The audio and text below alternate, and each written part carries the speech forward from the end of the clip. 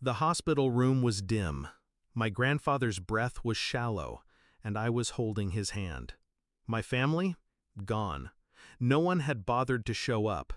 No one even called to ask if we were okay. Not my sister, not my cousin, not my aunt or uncle. And they didn't just leave once. They abandoned us for good. 7 years. That's how long it took for them to crawl back. 7 years since they'd left me and Grandpa alone in a sterile room with no visitors, no comfort, no family. But they came back, at the funeral, demanding what they thought was rightfully theirs. I remember the exact moment they showed up. Her, my sister, and the rest of them walking in like they owned the place, like they hadn't disappeared the second Grandpa's health took a turn. They stood there, eyes darting around, acting as if they were there to mourn. But they weren't. They were there for one thing and one thing only: the inheritance. I could almost smell the greed radiating off them. The same people who hadn't even sent a card when he was dying. The same people who couldn't be bothered to care when he needed them most. And now? Now they were going to play the mourning family card. 7 years ago, when Grandpa's condition worsened, my sister called and said she couldn't come. "It's not a good time," she said.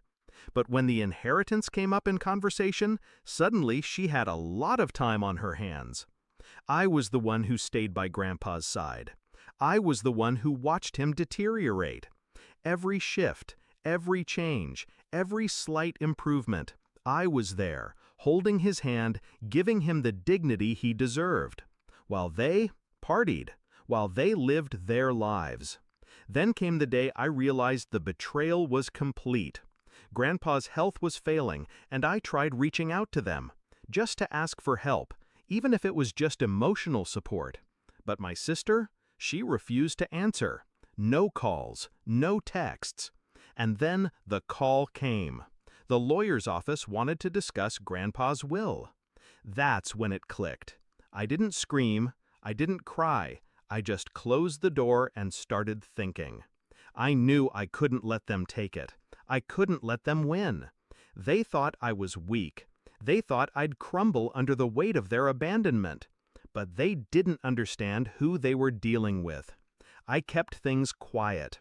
I learned everything.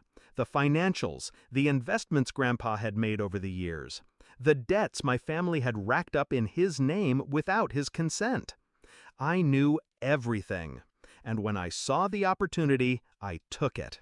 I spent years learning the legal side, understanding the loopholes, and making sure that when they showed up, they wouldn't stand a chance. I let them believe they had control, let them think they had the upper hand. And when they showed up at the funeral, all smiles and empty words, I was ready. The lawyer stood before the group of us. I could see my sister looking around, making sure her clothes were perfect, her hair just right. The others, her husband, her kids, the extended family, sat quietly, waiting for what was supposed to be a simple reading. They weren't prepared for what came next. The lawyer started reading the will, his voice steady, almost mechanical.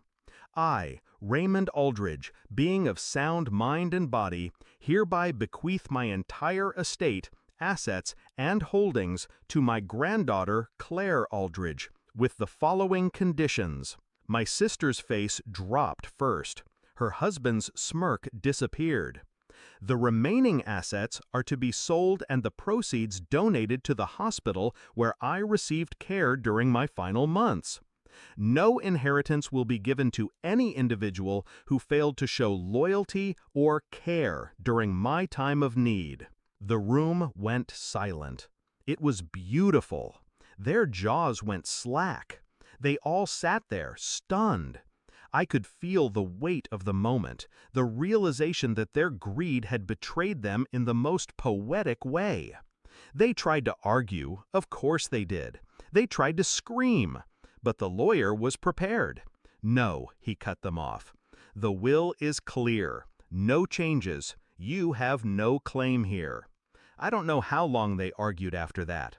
I just stood there, silent, watching as their faces flushed with rage and humiliation. It was satisfying, watching them fall from grace, watching them realize they were nothing in the face of my patience, my strategy. They thought I was the one who'd been abandoned, the one who would fade into the background. But I wasn't. I wasn't weak. And now they could see it. The only one who'd mattered was Grandpa, and I had made sure his legacy would outlive them. They left in silence, their pride shattered, their faces pale, their futures uncertain. I walked out of the funeral home alone, the weight of everything that had happened falling over me. It wasn't about the money. It was about justice. They left us to rot. They ignored us when we needed them most, and I let them believe.